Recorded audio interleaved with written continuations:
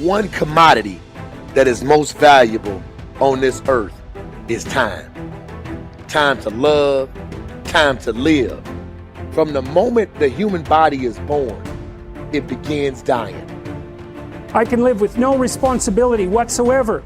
The price I pay is that nothing matters. Or I can reverse it and everything matters. But I have to take the responsibility that's associated with that. And so if your life isn't everything it could be, you could ask yourself, well, what would happen if you just stopped wasting the opportunities that are in front of you? What is death? Is it the end? Or is it the beginning? And what is life? What is this thing we call life? What makes life so unique and so beautiful? It is beautiful because whatever you have that you may be facing, what you may be dealing with, life is still good. You are living and achieving your dreams. Find time to better yourself, read, explore, research, live life, do things you've never thought of doing before. That's what it's all about. It might not be fun, it might not be easy, but it is profitable. It does give you results.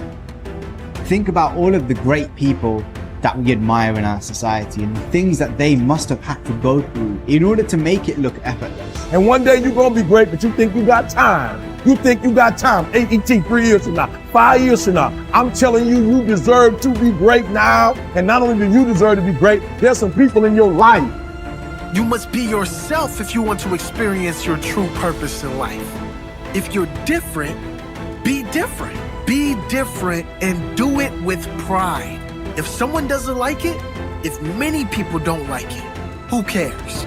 Your life would feel better and richer if you had a goal, you chased that goal, you accomplished some things, and you would get this boost of confidence, you'd get this boost of self-esteem, like whatever it is that you're going to do.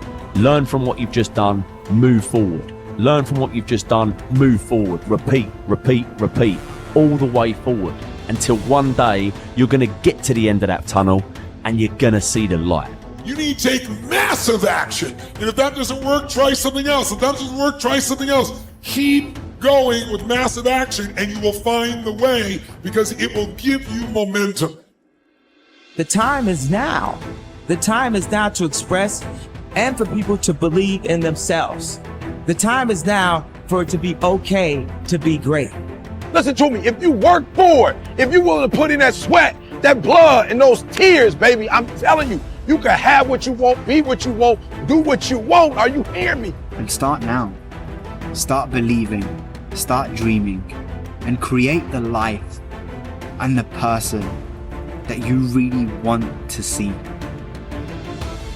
I think it's good to remember that if we just go along with the crowd, we won't wind up with much more than the wish that we could do it all over again, and as far as we know, you can't. If we want to amount to anything as individuals, we need individual goals, individual thinking, individual actions, and we must never conform to the big group. We must love them, we must help them, we must serve them, because our whole success will depend on our ability to do these things. But never lose our own individuality and our identity by permitting ourselves to become submerged in what has historically proved itself to be little more than a suffocating sea of indirection and purposelessness. If we want to emulate someone, fine, but let's be choosy in whose steps we follow. It's the only life we've got. And remember to think. Imagination is everything, and we can become what we can imagine. If you find yourself getting depressed and down at the mouth, as we all get once in a while, you might want to remember this quotation by Dean Briggs. He said, "Do your work. Not just your work and no more, but a little more for the lavishing's sake. That little more which is worth all the rest. And if you suffer as you must, and if you doubt as you must, do your work. Put your heart into it, and the sky will clear. And then out of your very doubt and suffering will be born the supreme joy of life." Believe it or not, in an age when we've come to nearly deify leisure time, we've almost lost sight of the fact that virtually all our satisfactions, rewards will come not from our leisure, but from our work. And don't forget the strangest secret. We become what we think about. But if you want to begin to move into your own personal greatness, If you want to begin to really enjoy a happy, successful, healthy life, you've got to be willing to go against the tide. You've got to be willing to harness your will and say, in spite of this, I'm in control here. I'm not going to let this get me down. I'm not going to let this destroy me. I'm coming back, and I'll be stronger and better because of it. You have got to make a declaration that this is what you stand for. You're standing up for your dreams. You're standing up for peace of mind. You're standing up for health. You want it, and you're going to go all out to have it.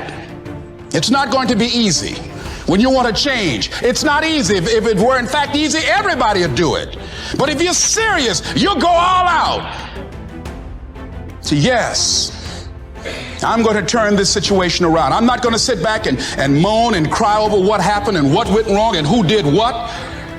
I'm going to do something about this situation. The way to transform yourself is through your work.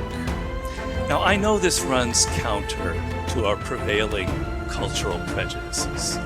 Work is too ugly, too boring, too vain. Self-transformation, we think, comes through a spiritual journey, therapy, a guru who tells us what to do, intense group experiences and social experiences, and drugs.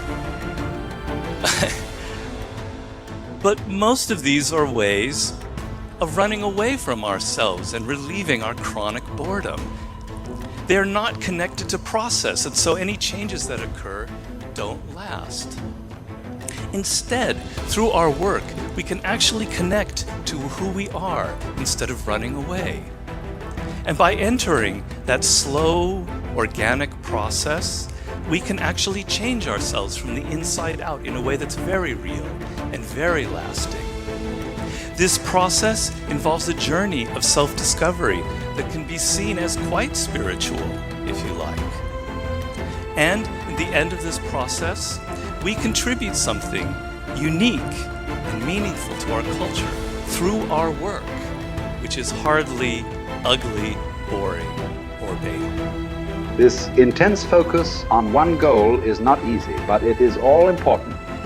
Orison Swett Marden wrote, "The giants of the race have been men and women of concentration who have struck sledgehammer blows in one place until they have accomplished their purpose.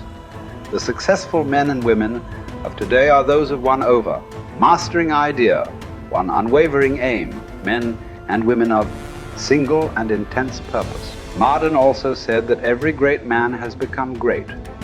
Every successful man has succeeded in proportion as he has confined his powers to one particular channel. Single-minded concentration in the direction of your dreams will intensify your desires and increase your emotional drive toward your goal. This intensity of concentration will activate the law of attraction and begin to attract people and opportunities into your life to help you to achieve your goal.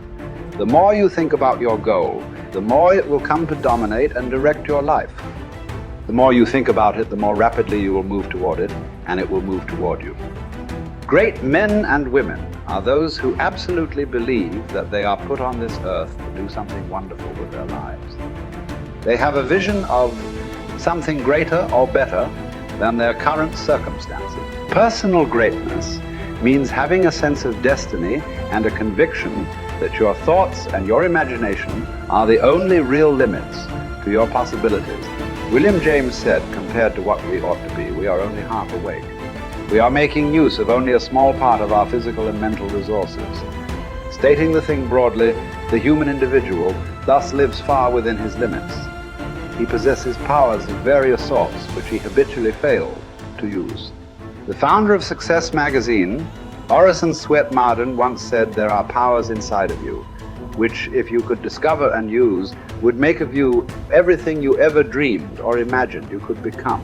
In a 5-year study of leaders reported on in his book, Leaders, Warren Bennis discovered that each of them consciously avoided the comfort zone by continuously setting higher goals. They never allowed themselves to become complacent.